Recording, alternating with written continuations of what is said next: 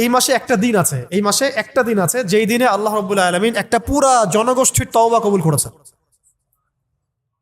এবং আগামীতেও বহু জনগোষ্ঠীর তওবা আল্লাহ পাক কবুল করবেন। এই মাসে একটা দিন আছে। এবং একজন সাহাবী জিজ্ঞাসা করছেন, ইয়া রাসূলুল্লাহ, রমাদান মাসের পরে আমি কোন মাসে বেশি রোজা রাখবো? নবীজি বলছেন মুহররম সাল্লাল্লাহু আলাইহি ওয়াসাল্লাম, কোন মাসে?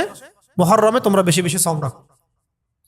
তো পেলাম এই মাসটা আল্লাহর মাস, এই মাসটা অনেক মর্যাদাপূর্ণ।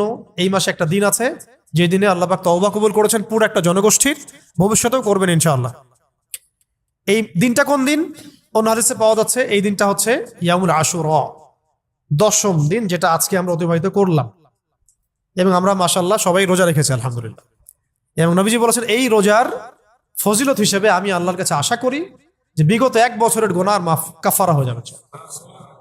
বিগত 1 বছরে যত গুনাহ হয়েছে ইনশাআল্লাহ এগুলো মাফ হয়ে যাবে ইনশাআল্লাহ। কবিরা গুনার জন্য তওবা শর্ত, এটা আলাদা আলাদা আলোচনা।